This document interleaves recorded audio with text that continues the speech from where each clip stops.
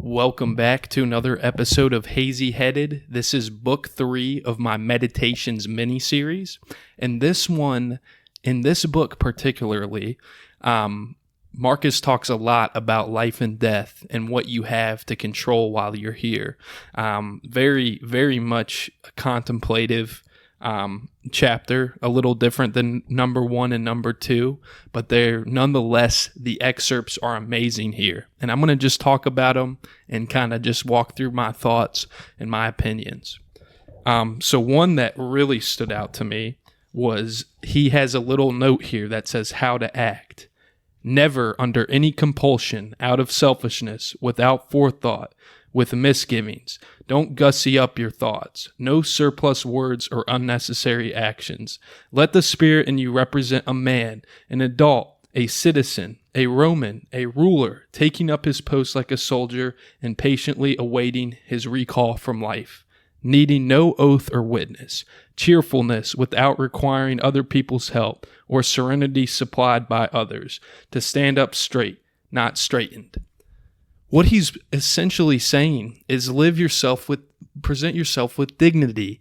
Live in such a way that you can be an upstanding man, upstanding citizen, and continue to be an example that you'd want to be. Another excerpt is never regard something as doing you good if it makes you betray a trust or lose your sense of shame or makes you show hatred, suspicion, ill will, or hypocrisy, or desire for things best done behind closed doors. If you can privilege your own mind, your guiding spirit, and your reverence for its powers, that should keep you clear of dramatics, of wailing and gnashing of teeth. You won't need solitude or cast of thousands either. Above all, you'll be free of fear and desire. And how long your body will contain the soul that inhibits it will cause you not a moment's worry.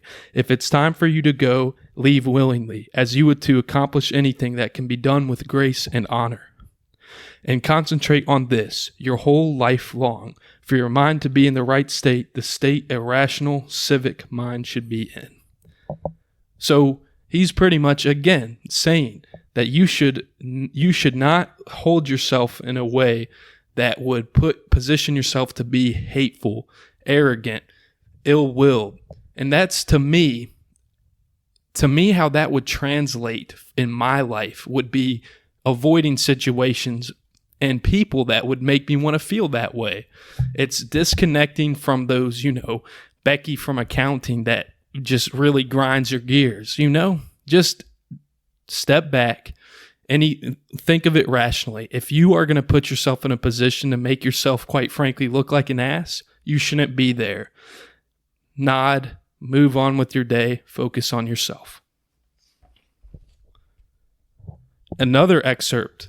If you do the job in a principled way with diligence, energy, and patience, if you keep yourself free of distractions and keep the spirit inside you undamaged, as if you might have to give it back at any moment. If you can embrace this without fear or expectation, can find in fulfillment in what you're doing now as nature intended and in superhuman truthfulness, every word, every utterance, then your life will be happy. No one can prevent that. Again, he is emphasizing the fact and the importance of staying true to yourself.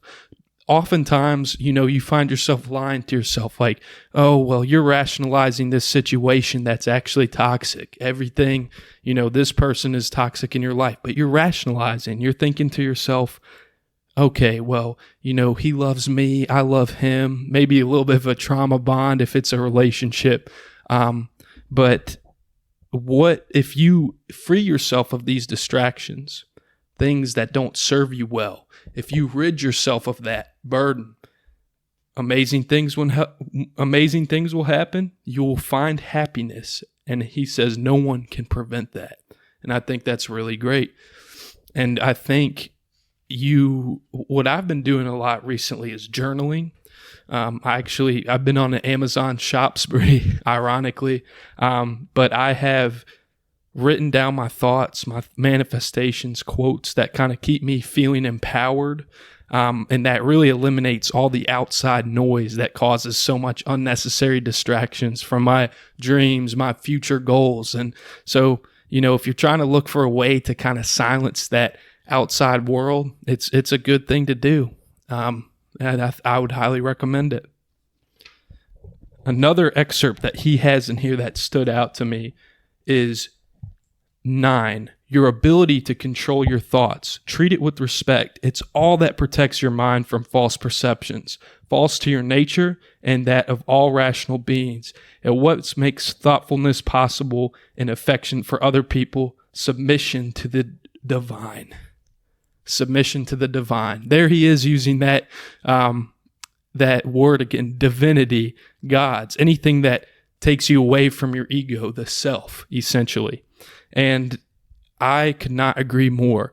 When I was struggling with my drinking and I was behaving in, a malice way I was projecting this negative energy, I had no control of my thoughts. And it's not hard it was not something I could hide, Maybe I could, maybe if I was a good actor, but it was all bullshit. You have to be able to control your thoughts, your mind, everything that you consume. If you're consuming garbage, you're going to get garbage out. If you're talking negative about yourself or others, you're going to get negativity back.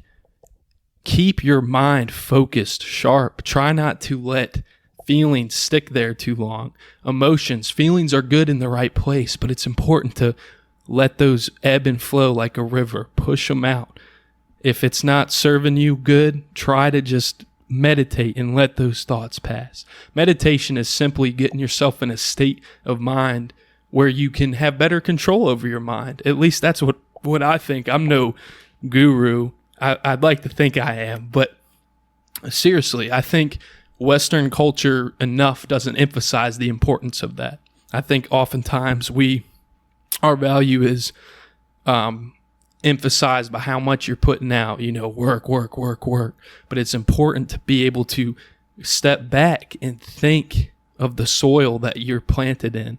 Okay, well, if I'm working, and it's menial, it's not doing anything. That's kind of was discussed in the previous chapter.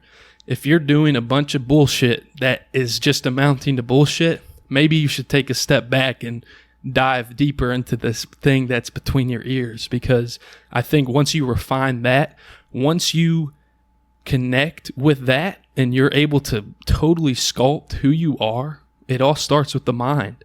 And I think that's really cool. And I love Marcus Aurelius already, man. I'm kind of already got a man crush on this dude who's 2,000 years dead.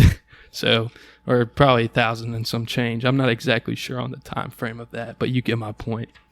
And honestly, I liked this chapter a lot because of that. You can really start to shape, you can see already, obviously the book Meditations is one of the most sacred Stoicism texts there are, but you can really start to see his frame of mind shape into that of which total and utter control of yourself and your actions alone.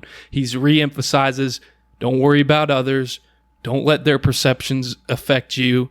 And that is almost like, it seems like a baseline in this whole practice. So I'm excited to go up next to chapter 4. I hope you enjoyed chapters 1, 2, and 3. We're going to keep rolling.